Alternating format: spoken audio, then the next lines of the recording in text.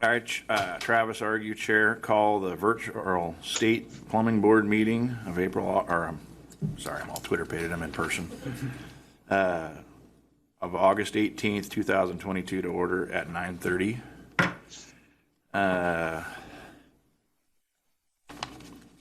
Will you please do the call, Debbie? Chair Travis Argue. Oh, I'm sorry, Nathan. Here, sorry. Vice Chair Matthew Rozzell. Here. Craig Anderson. Here. Corey Frazier. Here. Melissa Gitt. Here. Molly Keller. Here. Joe Lebold.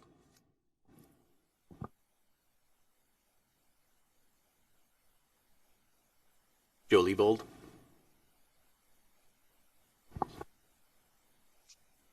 Mr. Chair, we have a quorum. Thank you. All right. Is there anybody that has make any changes to the agenda in order to the business? Since we only see one, I have to turn around for the rest.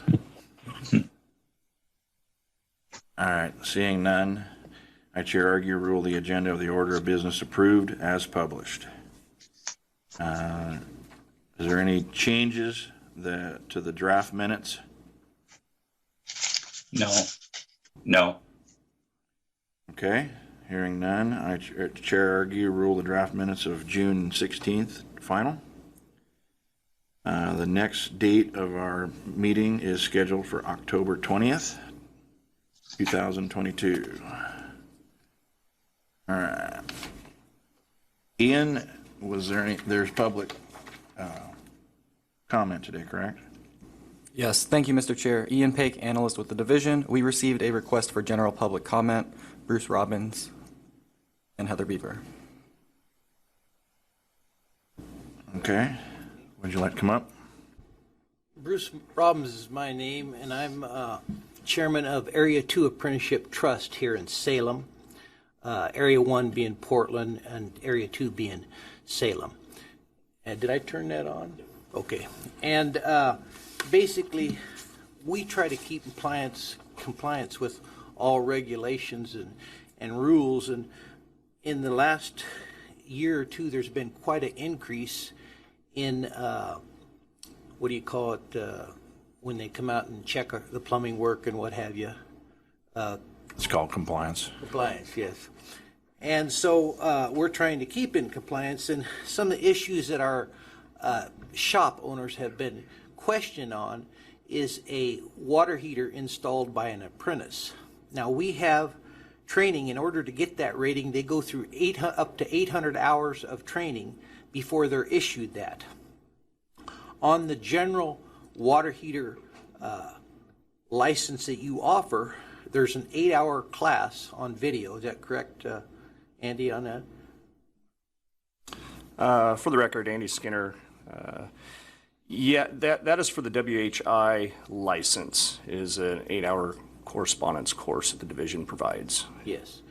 And all I'm trying to say is we don't approve them until they go through 800 hours of training.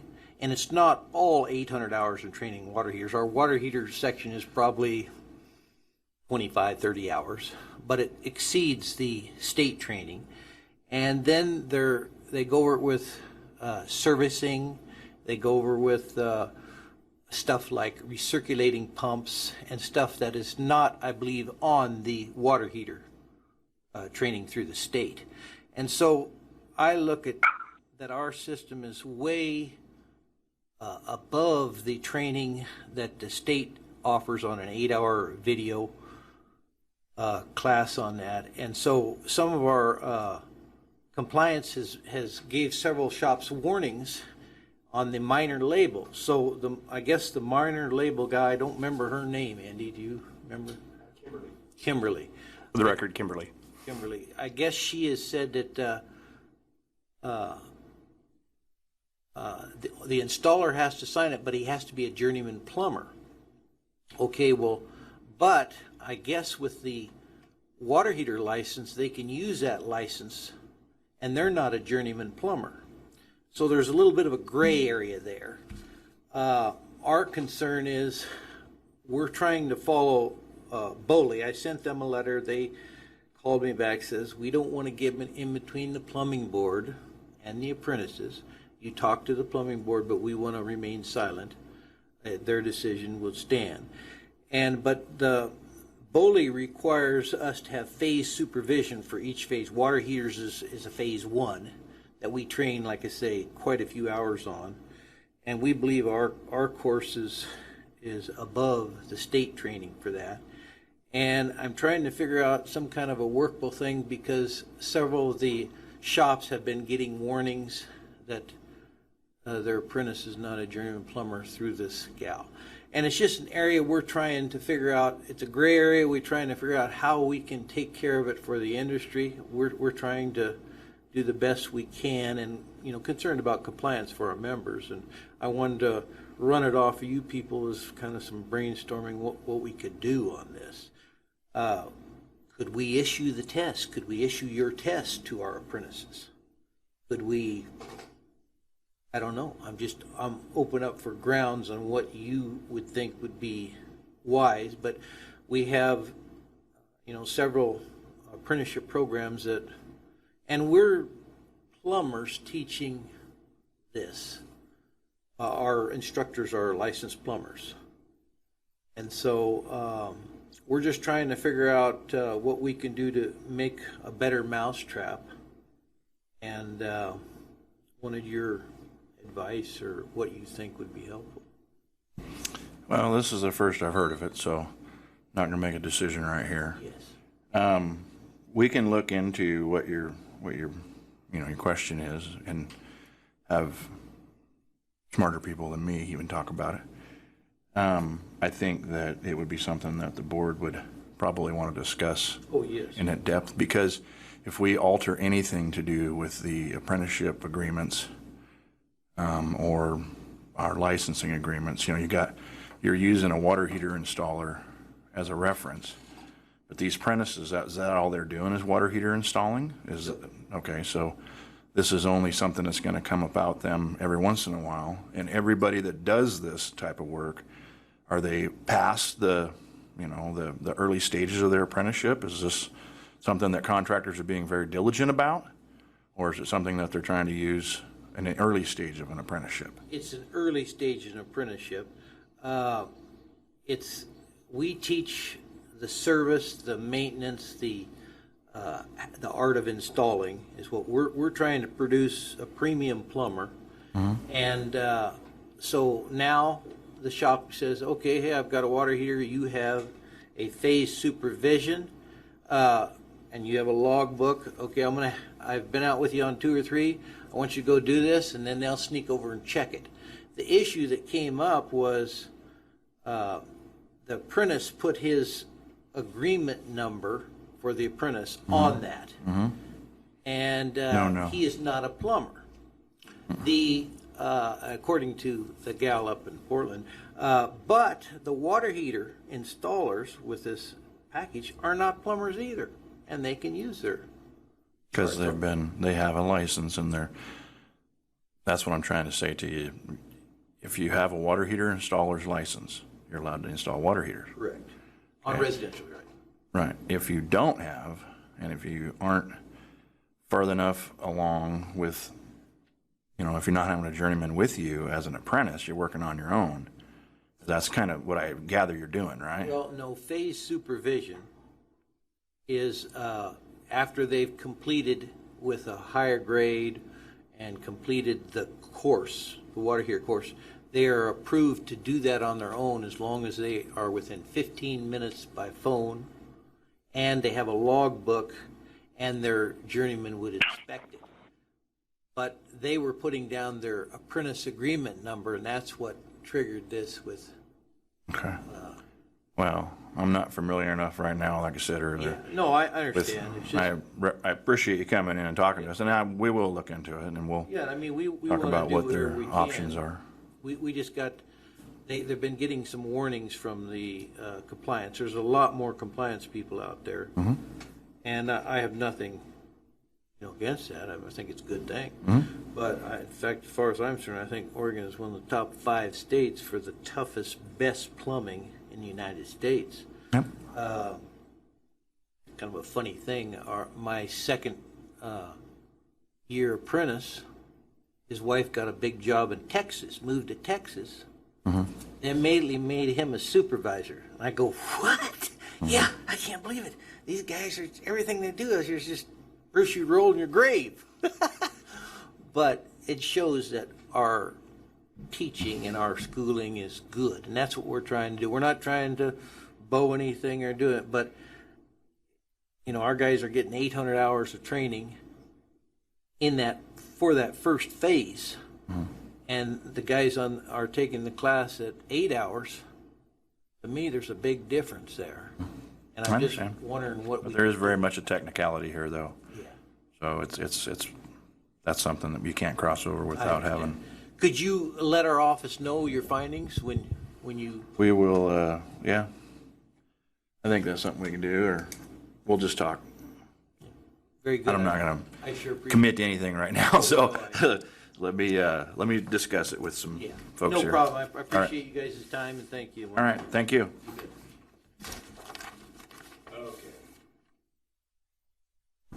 So,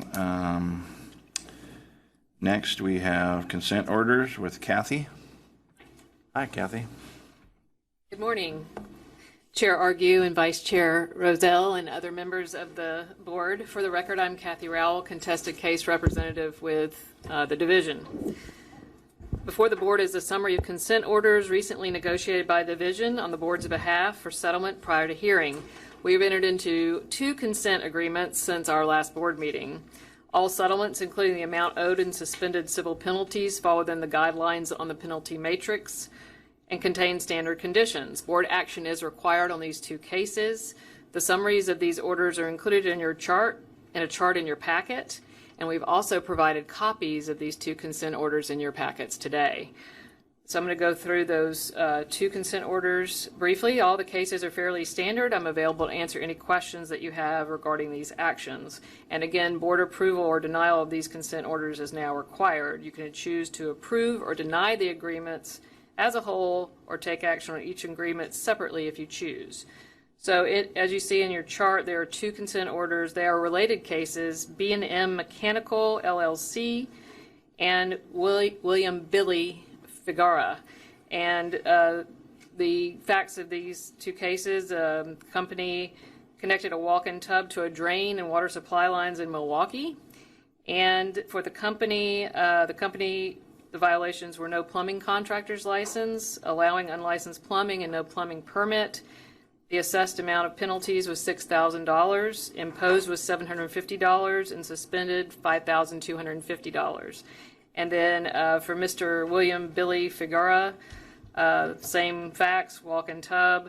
He was assessed $2,000, we imposed $250 and suspended $1,750, and the violation there was no journeyman plumber's license.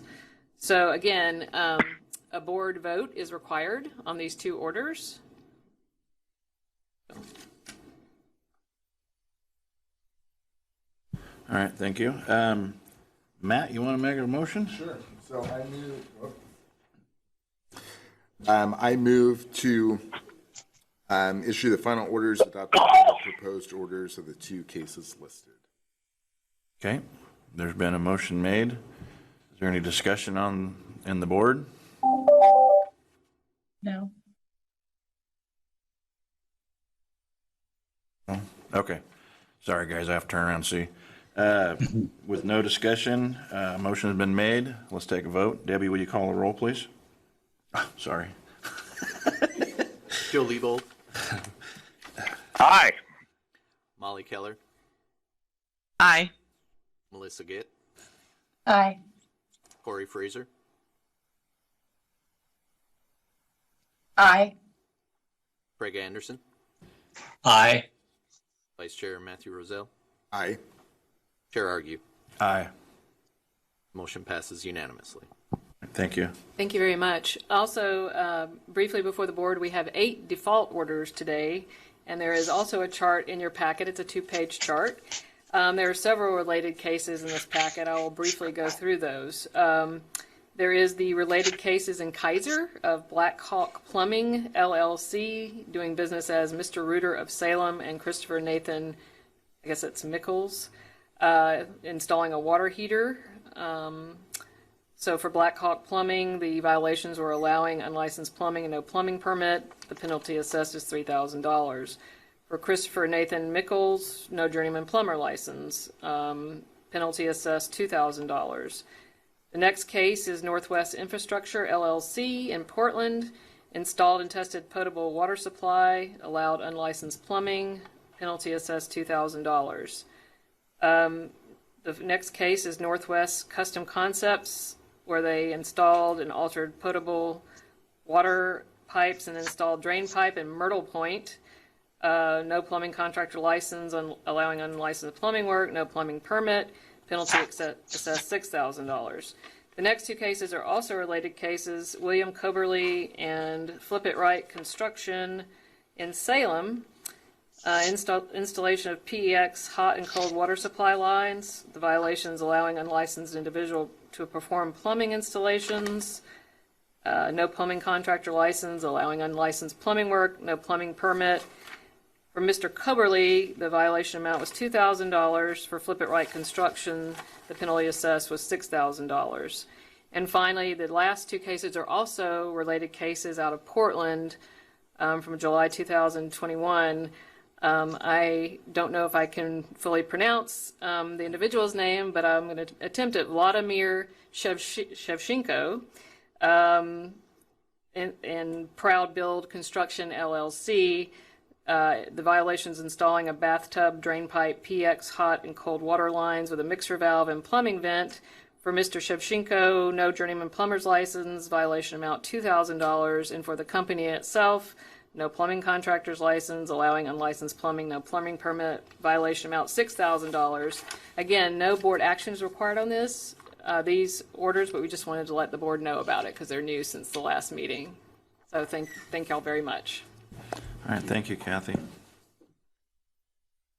All right, next up, we have our plumbing program with Mr. Andy Skinner. Thank you, Chair Argue, Vice-chair Rozzell, members of the board. For the record, my name's Andy Skinner. I'm the plumbing program chief for the State of Oregon Building Codes Division. What I would like to first do today is introduce Nathan Kramer. He is new to the division. We're happy to have him. He's the new policy development coordinator, also board support. Nathan has come to us recently. He was assisted with the committee at the legislature. Enjoyed doing that, working on a nonpartisan, providing support and staff members and public. Nathan also, on his off time, enjoys his dogs and kayaking as well. So welcome, Nathan. Also, I wanted to update the board on the licensing rules that the board has already approved, just to let everybody know that the website has been updated with the new rule language. The applications have been updated for those coming from out of state applying for licensure in Oregon.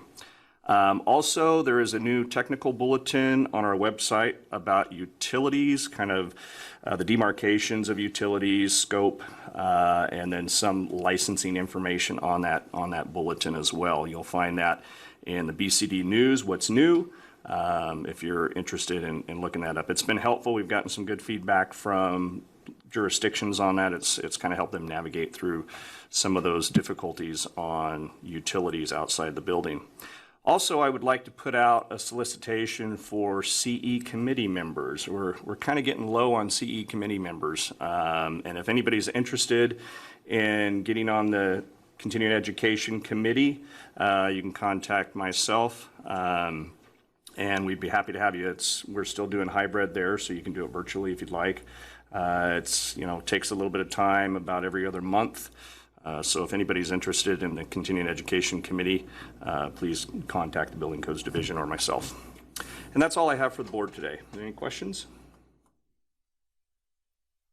Anybody have any questions for Andy? All right. All right. Thank you, Andy. All right, next is the letter from Ridgeline Plumbing. Ian, will you introduce this item, please? Yes, thank you, Mr. Chair. Ian Paik, analyst with the division. The division received a letter from Ridgeline Plumbing asking for a review of Oregon licensing rules for compatibility with other states. Leona Egeland, are you present, and would you like to speak on your agenda item? Yes, I'm present. Can you hear me? Yes, we can. Thank you. Yes, I would like to speak. I had 3 items that I'd like to present to the board. First one being recognizing plumbing certifications or licenses from other states. So my husband and I both co-own and operate a Merit plumbing shop out of Dufur, Oregon. So we're based out of the Columbia Gorge region. We border Washington. We have co-owned and operated this business together since 2005. So we've been in this business for 17 years now. In our area and now nationwide, there is a huge labor workforce shortage. And as the woman before me presented these fines and how Gary from Area 2, which we're part of, addressed the issues, a lot of this is resulting from the fact is there's just not enough plumbers to go around. It's hurting businesses and it's hurting consumers. Supply and demand, as we know, when there's a lot of demand and little supply, things go up. There's substantial price increases right now, especially in the labor. And part of that being is the 3 items that I'm going to address with you today. First of all, being that the state of Oregon is great. Yes, it's great. I agree with Gary. It's very, very diligent about its licensing and its laws, its UPC, and its requirements for plumbers. But that being said, it is extremely hard for plumbers coming from other states to get licensed in Oregon. And it's really frustrating for us being on the Columbia River border with Washington and having a neighboring state that does not reciprocate. It's extremely hard to get plumbers when the state of Oregon won't recognize the fact that, hey, they've already got a license in another state. It is not the state's responsibility. It is the employer's responsibility to make sure that those plumbers all the state has to do is provide the test. Let them test. If they pass the test, let them be licensed. Make them just show proof that, hey, I am licensed in another state. Let them take the test. If they pass the test, then great. They can get their journeyman license and they can go work for an employer and let that employer assume the responsibility of the quality of the work. The second issue I have is with the apprenticeship. We have been an approved training agent since 2005. Because of the current journeyman plumber ratios, it has been extremely hard for us to grow our business because the ratios are 1-to-1 for the first 2. That means for every journeyman plumber, we can only have 1 apprentice. It's 1-to-1, 1-to-1. And then after that, if we were to have 3 apprentices, we have to have 5 journeyman plumbers. Do you know how extremely hard it is to have 5 journeyman plumbers right now? We're maxed. I am constantly having to turn people away because we are following the laws, following the state laws of ratios and what our guys are supposed to be doing or not supposed to be doing. And because of that, I'm in a service-based industry and we can't provide a service because of the way the current laws are. The other issue I have is the apprenticeship age. There is no reason why someone who meets all the requirements of the apprenticeship, whether GED, high school diploma, math, at the age of 16 should not be able to apply for an apprenticeship program. Again, it is the employer's liability and responsibility if they want to take that person on, if they want to train them at the age of 16, 17, whatever it be, it is the employer's liability, not the state's. So I appreciate you listening to me today. Hopefully maybe you can understand my frustration as being a business owner in this industry for 17 years in this state. And here we are in a huge workforce shortage. And the laws are not allowing us to do what we are in business to do, and that is to provide a service. And we can't provide a service because of the current laws we're short-staffed. The other issue we have in our area of Wasco County is we have to compete with Portland. Where's other companies in this area that are losing employees to Portland businesses? And as you can see from all those fines that businesses are getting without being licensed, that, hey, They're just trying to make a living and do their job and provide a service. And clearly it's an issue because now people are breaking the law to try to provide this service. So thank you for listening to me, and I appreciate any discussion you guys can have to address this and make it easier for people such as myself, a small business, Merit Shop, to provide plumbing services. I really appreciate it. Okay, thank you. I don't have any comment right now, but anybody else on the board have a comment? All right, hearing none. All right, thank you, ma'am. We'll move on to the next agenda. It is appeals, we have none. Unfinished business, we have none. Ian, you are up with a review of the comment on action for the Oregon's Journeyman Plumber Reciprocal License. Thank you, Mr. Chair. Ian Paik, analyst with the division. At the October 21st, 2021 board meeting, the board asked the division to examine Oregon's reciprocal licensing agreements and follow up with the board at a future meeting.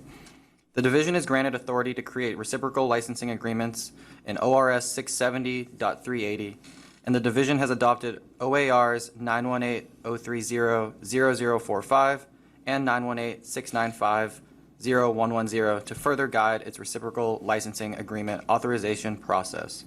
All three are included in your agenda packet. Section 3 of OAR 918-030.0045 outlines the requirements for an applicant from a reciprocal jurisdiction to qualify for an Oregon Journeyman Plumber license without an examination. This item does not require a motion or a vote. The division is just seeking guidance from the board regarding Oregon's Journeyman Plumber reciprocal licensing process. Thank you. All right, thank you.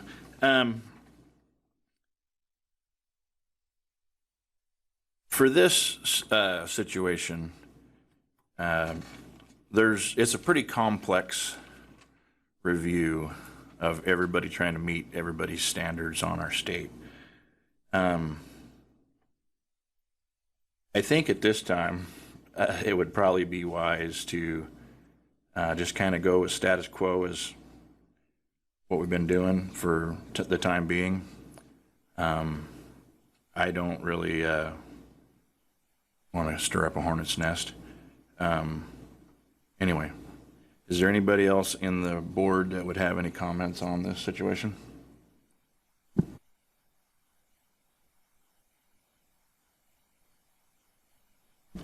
All right, thank you, Ian.